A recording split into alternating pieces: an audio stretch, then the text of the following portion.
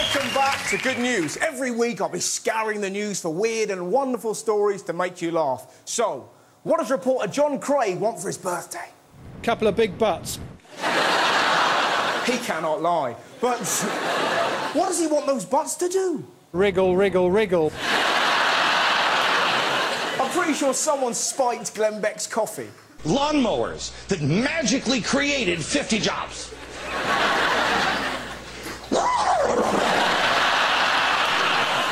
I love it when reporters lose it. Staying and doing nothing is as heinous as doing it all.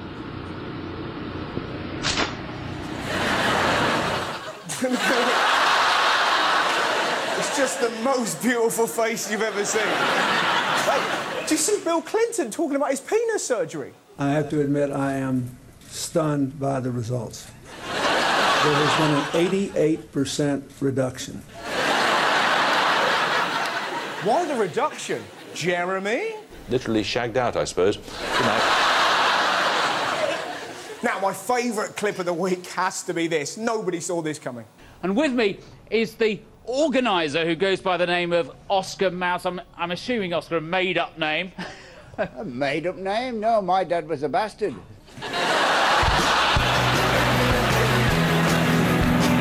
So, obviously, the big political story of the year will be the general election. But who to vote for? Everywhere I go, people say the same thing to me. Who are you? You could go for Cameron. If the next election is about, you know, let's not have a posh Prime Minister, I mean, I'm not going to win it. Damn right. Jesus, have you seen his skin? The man is so wrinkle-free, I bet his scrotum looks like Amanda Holden's forehead. God bless the Tories. They genuinely thought this poster would bring success. We disagreed. We took one look at it and we took the piss. There's one of them.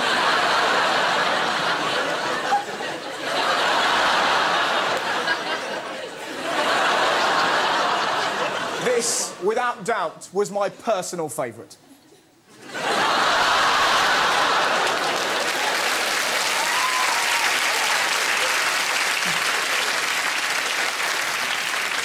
You could go for Gordon Brown. Poor old Gordon, look at that photo. His face looks like Eeyore has had a prolapse. No one's trying to make him smile. Don't, look at it. A smile doesn't belong on his face. It's like seeing Marilyn Manson on a bouncy castle. And he really needs to ease up on using the word good. You got a job today? Yeah. Congratulations. When do you start? We're going to go for my induction next week. Good, good. The following week we start work. Good. What? The gardening and cleaning work. Good, good. So, yeah. What made the difference for you? Just feels good to be getting back into work finally. Good, good.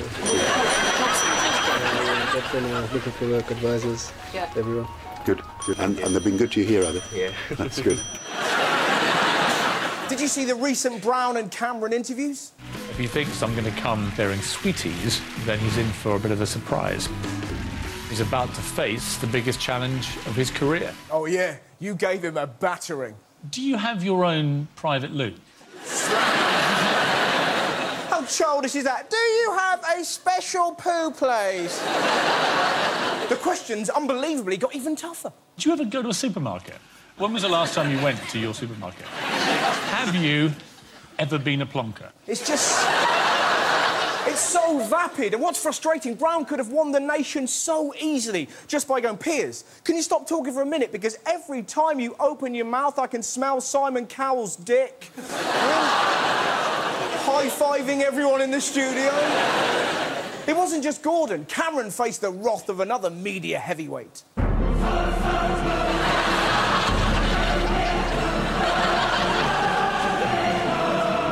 It's X Factor or Strictly. Fish and chips or Coronation Street or EastEnders.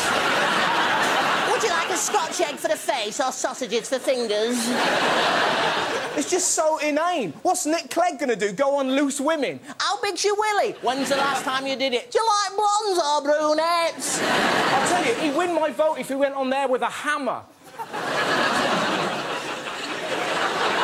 But then that's just me.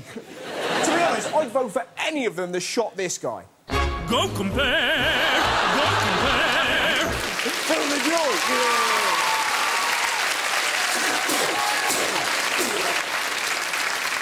or pay a meerkat to do it. This new advert today. We have the big fat go compare man. Lock and load, Tubby. Lock and load. Now then, there's been some strange goings-on in the animal kingdom. I think cats have got it in for us. Oscar the cat, who lives in a nursing home in Providence, Rhode Island, seems to have an uncanny knack for predicting when patients are about to die. A cat that predicts death? Wow! Mine just likes to lick his own arse. Or scare me, the ginger bastard. The other day, I woke up with him on my face, terrifying. I thought I'd gone down on Anne Robinson. That is no way to wake up. What I want to know, how does Oscar predict their deaths? There are other cats going, Fancy going through the bins in a minute? Pneumonia, cancer, strangle wank.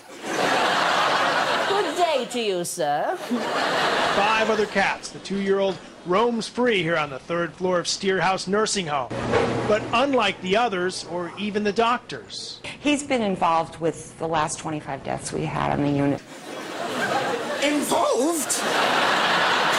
That makes him sound like a supervillain. Like he sat there in a swivel chair, just stroking a human. You're going to die. Isn't that right, Sebastian? Yeah. He curls up, just like this, only on the beds of patients who are a couple of hours from passing. Sidles up to old people and then they die. Who was he in a previous life? This guy?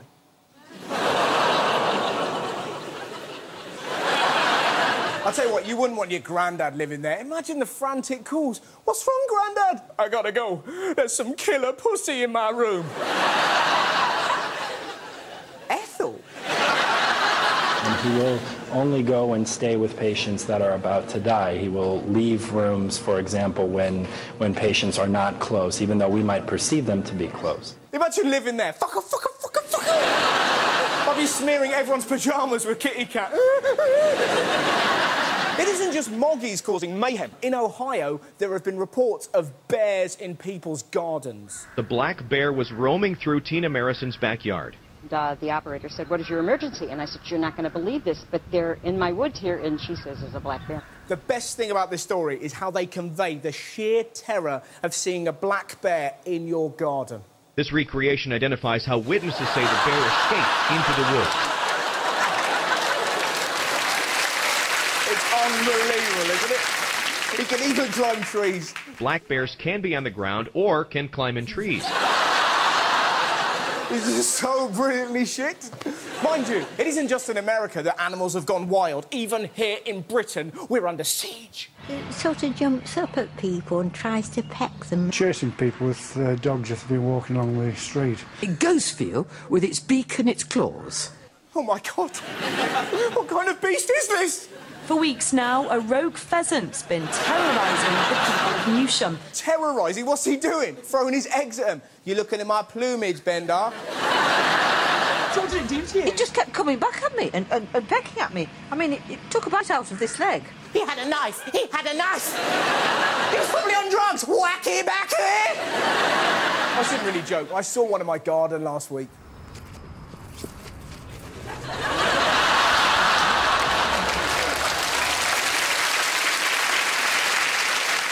So, evil cats, fake bears, terrorising pheasants. You're probably thinking, you can't top that. Guess again. A feisty raccoon has bitten off a pervert's penis as he was trying to rape the animal. The good thing about that, you laughed on the first joke. Listen to the second. Can we play that VT again? A feisty raccoon has bitten off a pervert's penis as he was trying to rape the animal.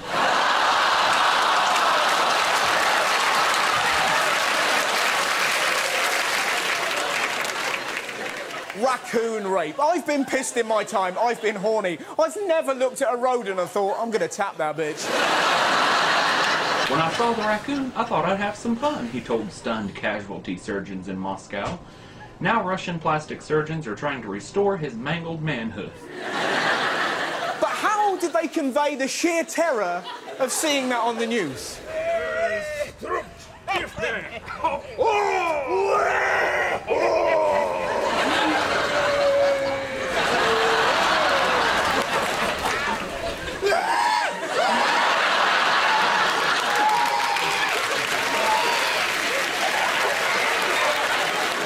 I'll tell you what, wouldn't it be hilarious if he was in the waiting room in Casualty and this programme came on? The raccoons.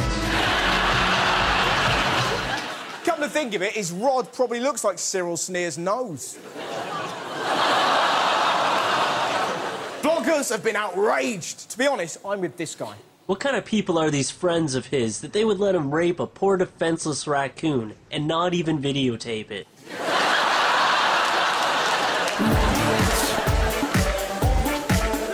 Radiates. Now, did you see this? A female motorist has had an amazing escape after her car became attached to a truck's bumper. It was unbelievable. Did you see the mobile phone footage?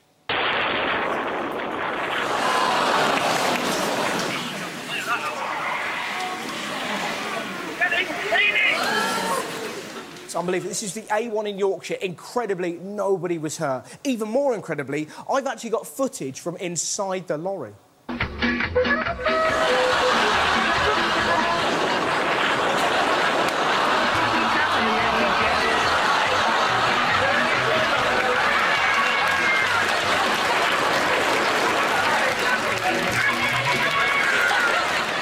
I joke, of course. Now, there's been loads of bizarre stories this week. Have you seen what the National Trust have been up to?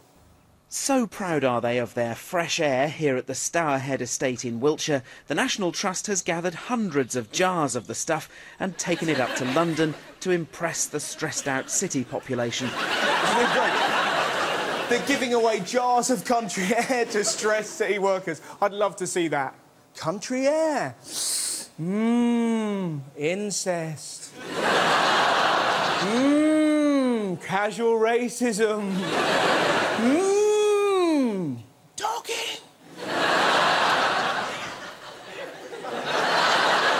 Have you seen the experts discussing it? If you look closely, I think she might be sniffing her hair. You can smell spring and summer coming through in here, and it's just a very peaceful place. Just whatever's going on, whatever the weather.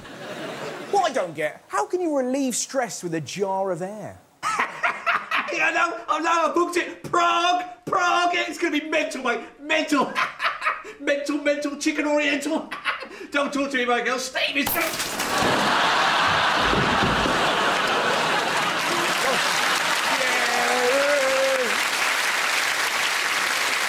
Now, this guy's had a belter of a week.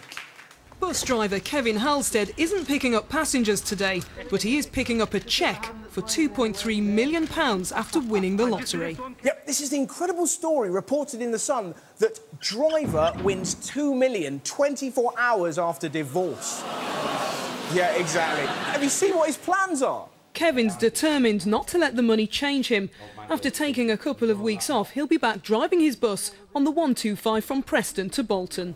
Not going to change him. Bollocks. Imagine him driving that bus. The wheels on the bus go wherever they want, wherever they want. The wheels on the bus go wherever they want. I'm a millionaire.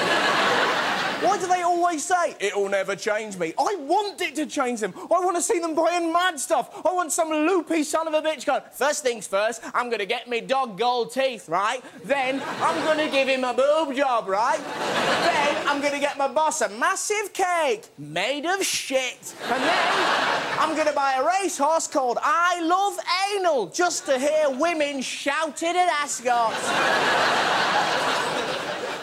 That's what we want, nutters! Don't you just love it when people celebrate properly? That's the end of the race, and I can tell you, certainly, that neither Denman nor Corto have won. So, we think the winner was... I think... I just want a shitload of money! Somebody very happy behind us there. Apologies if you managed to pick up...